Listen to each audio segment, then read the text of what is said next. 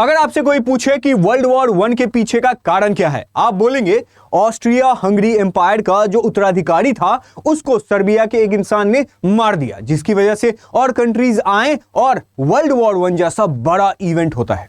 लेकिन अब ऐसा सिचुएशन आ गया है कि अगर फ्यूचर में कोई पूछेगा कि वर्ल्ड वॉर 3 होने के पीछे का कारण क्या है, तो आप ये जरूर बता सकते हैं कि सोशल मीडिया में दो बड़े वर्ल्ड लीडर आए और एक दूसरे के बारे में ऐसा स्टेटमेंट दिया कि एक लीडर ने न्यूक्लियर सबमरीन जो है वो रशियन वाटर्स में उतार दिया और दूसरे लीडर ने रशिया का जो सबसे स्ट्रॉन्गेस्ट, मतलब one of the strongest arsenic missile है, उसको बेलारूस में जो है वो डिप्लॉय कर दिया है, जिसकी वजह से जो रशिया यूक्रेन वॉर खत्म होते दिख रहा था, अब वो Russia Ukraine war, Russia USA war या फिर वर्ल्ड वॉर 3 में कन्वर्ट होने की संभावना है। और इसी चीज को लेकर के जो यूएसए में डिफेंस एनालिस्ट हैं, उन्होंने अपना माथा पकड़ लिया है, क्योंकि ये बहुत बड़ा इवेंट का जो है वो मतलब साइन देता है।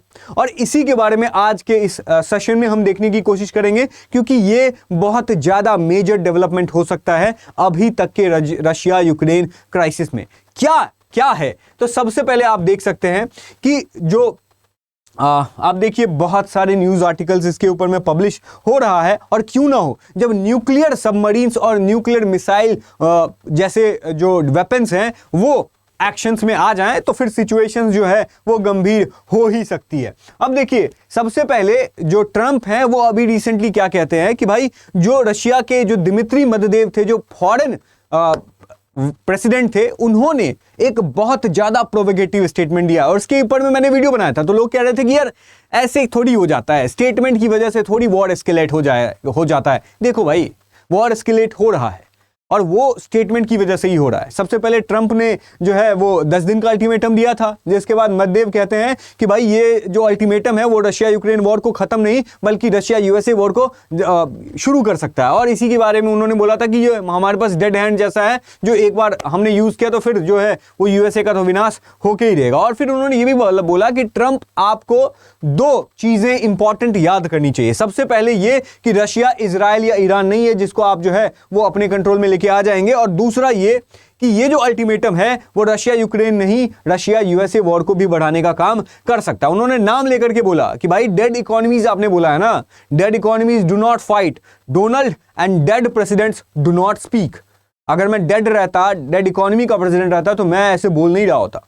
तो इसी के ऊपर में जो ट्रंप है वो बहुत ज्यादा भड़क चुके हैं, और इसी भड़कने की वजह से उन्होंने क्या किया है कि उन्होंने ट्रुथ सोशल के ऊपर में पूरा वर्ल्ड के सामने में डिक्लेयर किया है कि भाई देखो, हाईली प्रोवोकेटिव स्टेटमेंट था फॉर्मर प्रेसिडेंट ऑफ रशिया का जो दिमित्री मेदवेदेव हैं, और इसी वजह से मैंने 2 न्यूक्लियर सबमरीन्स जो हैं उनको ऑर्डर दिया है कि वो, मतलब उन्होंने ऑफ कोर्स एग्जैक्ट लोकेशंस तो नहीं बताए, बट उन्होंने बताया कि रशिया के बहुत पास हमने इस चीज को डिप्लॉय किया है। और वर्ड्स, और उन्होंने ये भी बोला है कि भाई ये सब अगर हो रहा है ना, तो वो उस मेदवेदेव के स्टेटमेंट की वजह से हो रहा है। Words are very important and can often lead to unintended consequences. और वर्ड्स की वजह से जो है वो कुछ भी हो सकता है। फिर वो व्हाइट हाउस से निकल रहे थे तो किसी रिपोर्टर ने पूछा, तो फिर वो कह रहे थे कि भाई ए थ्रेट, अब देखिए उन्होंने बोला कि ये जो थ्रेट है ना वो किसी भी अरे गहरे इंसान के द्वारा नहीं बनाया गया। वो थ्रेट जो है वो एक फॉर्मर प्रेसिडेंट के द्वारा दिया गया है, वो इंसान के द्वारा दिया गया है जो कि पुतिन का क्लोज फ्रेंड है, और इसी वजह से मैंने ऐसा काम किया है। और इसके बाद ये सिचुएशन जो जब होता है तो पूरी दुनिया सकते में आ जाती है, क्योंकि ये एक मेजर डेवलपमेंट होता है। क्योंकि जो ट्रंप के द्वारा सबमरीन्स को रिलोकेट किया गया है, पोजीशन दुनिया के सामने में रखा गया है, वो न्यूक्लियर केपेबल होती है। और वो न्यूक्लियर केपेबल का नाम क्या, ओहायो क्लास होती है, जो न्यूक्लियर पावर्ड सबमरीन है। एक होता है न्यूक्लियर फ्यूल से चलने वाला, वो तो है ही, लेकिन जो इसमें 20 ट्राइडेंट 2 जो सबमरीन्स लॉन्च्ड बैलिस्टिक मिसाइल है, वो इसमें जो है वो मिसाइल 20 ट्राइडेंट जो है मिसाइल रखा जा सकता है। और एक मिसाइल में एक मिसाइल में जो है वो आपका 475 से 500 किलोटन पर वॉरहेड जो है वो रखा जा सकता है, मतलब न्यूक्लियर वॉरहेड जो है वो रखा जा सकता है, और ये 12,000 किलोमीटर जो है वो डिस्टेंस ट्रैवल कर सकता है। मतलब ये कि 12,000 किलोमीटर दूर से भी अगर सबमरीन ने लॉन्च किया है तो वो रशिया को, मॉस्को को आराम से हिट कर सकता है। और ये इसमें जो भी मिसाइल हैं, ट्राइडेंट हैं, वो न्यूक्लियर वॉरहेड को भी माउंट करने में केपेबल रहते हैं। और ये इसीलिए भी इंपॉर्टेंट, ये मिसाइल इंपॉर्टेंट है, ये सबमरीन इंपॉर्टेंट है, क्योंकि ये जो है वो सेकेंड स्ट्राइक कैपेबिलिटी रखता है। मतलब ये कि अगर इस सबमरीन के ऊपर में न्यूक्लियर बॉम्ब से, न्यूक्लियर वेपन से, न्यूक्लियर मिसाइल से भी अटैक करता है तो भी इस सबमरीन को कुछ नहीं होगा। और ये सबमरीन उसी तरीके से डिजाइन किया गया कि इस पे अटैक होने के बाद भी ये जो है वापस से मिसाइल जो है वो छोड़ सकता है। और ये कई महीनों, इवन कुछ लोग तो कहते हैं कि कई सालों तक भी ये अंदर में मतलब ओशंस के अंदर में रह सकता है। और इसका जो प्रेजेंस है ना, मतलब आप समझिए कि इसको डिटेक्ट करना जो है वो बहुत डिफिकल्ट है। और अब जो है ये डिप्लोमेटिक प्रेशर नहीं रहा। अब जो रशिया यूक्रेन का जो क्राइसिस था वो डिप्लोमेटिक प्रेशर तक नहीं, अब वो ऑपरेशनल थ्रेट में कन्वर्ट हो चुका है,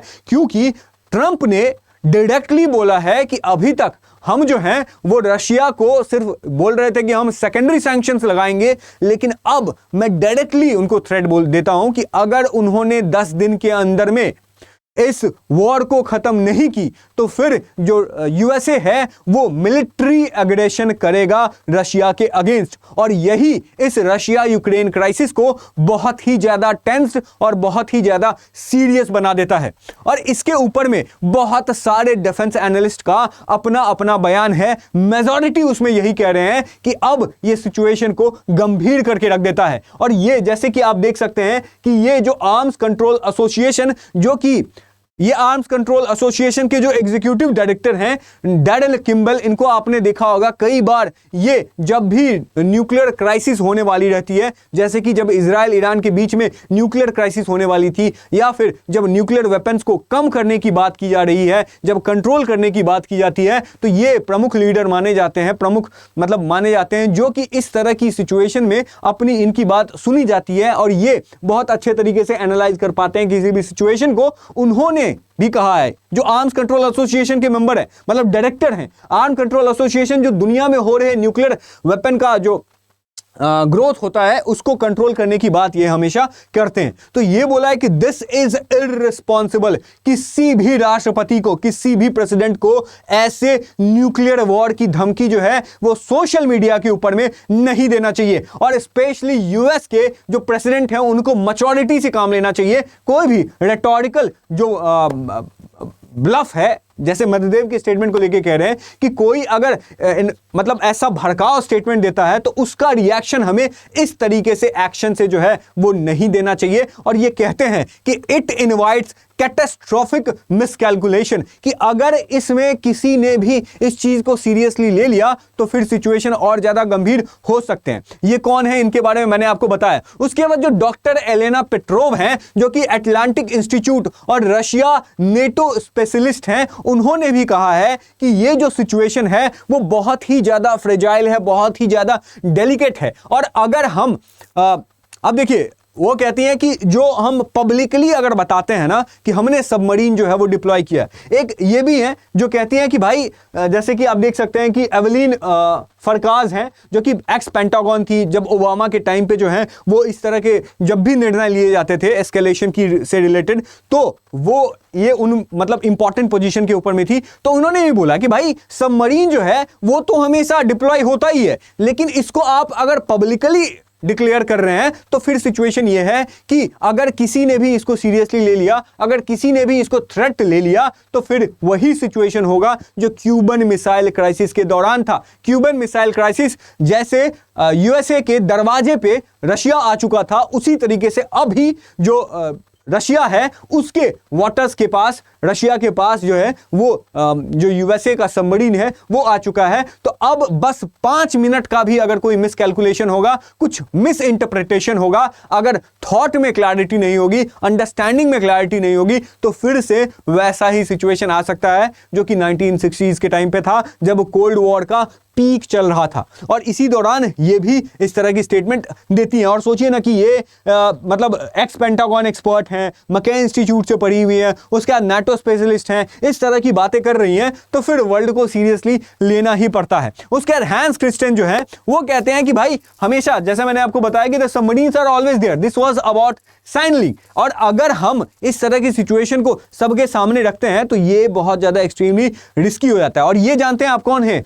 ये न्यूक्लियर साइंटिस्ट हैं। मतलब अगर nuclear Arsenal, nuclear weapon develop होता है तो ये एडवाइजरी बॉडी के इंपॉर्टेंट मेंबर्स होते हैं जो कि एडवाइस देते हैं कि किस तरह के न्यूक्लियर मतलब वेपन्स को बनाना चाहिए और किस तरह का रेंज होना चाहिए। इस तरह की चीजों में इनका बहुत बड़ा रोल रहता है, और ये भी इस तरह की बात यहां पे कर रहे हैं। और उसके बाद यूएसए के डिफेंस एनालिस्ट ही नहीं बल्कि जो रशिया के हैं, जैसे कि ये रशियन डूमा मेंबर है। मतलब क्या है कि जैसे इंडिया में लोकसभा मेंबर होते हैं, उसी में लोकसभा मेंबर रशिया के हैं। वो कहते हैं कि रशिया ऑलरेडी हैज सिग्निफिकेंटली मोर। अब देखिए यहां पे समझने वाली बात है कि अगर दो वर्ल्ड लीडर्स के बीच में बात हो रही है तो कुछ वर्ल्ड लीडर्स ऐसे होते हैं जो कि सॉफ्ट करने की कोशिश करते हैं, सिचुएशन को नॉर्मलाइज करने की कोशिश करते हैं। लेकिन यहां पर न यूएसए की तरफ से कोई नॉर्मल स्टैंस, न सॉफ्ट स्टैंस दिखाया जा रहा है, न रशिया की तरफ से दिखाया जा रहा है। और इसीलिए सिचुएशन जो है वो काफी गंभीर हो जाता है, क्योंकि जो ये व्यक्ति हैं ये कहते हैं कि जो रशिया के पास जो न्यूक्लियर, अब बात न्यूक्लियर आर्म्ड सबमरीन्स की आ चुकी है,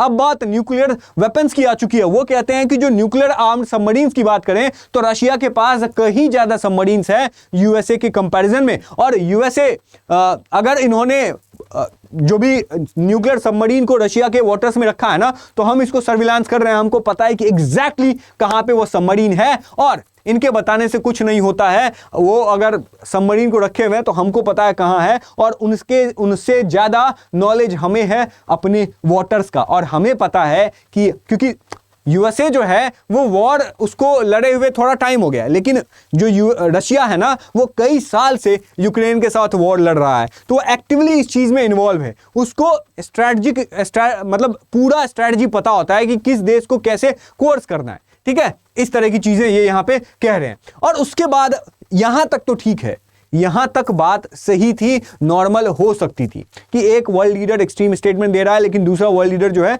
वो शांत है। लेकिन अभी के टाइम पे रशिया के जो प्रेसिडेंट हैं वो भी मीडिया के सामने आ रहे हैं, पब्लिकली जो है वो स्टेटमेंट दे रहे हैं। इसी दौरान उन्होंने जो मेजर स्टेटमेंट दिया है वो क्या दिया है? उन्होंने बोला है कि भाई हमने जो आर्सेनिक है ना उसको दिवाली के लिए बचा के नहीं रखा है, हमने उस आर्सेनिक को इसी सिचुएशन के लिए रखा है, और अब जो है वो ऑपरेशनल हो चुका है। अभी तक हम उसको प्रिपेयर कर रहे थे और अब वो कंप्लीटली प्रिपेयर्ड हो चुका है, और इस आर्सेनिक मिसाइल से हम 3 मिनट के अंदर जो है वो बर्लिन के ऊपर में अटैक कर सकते हैं।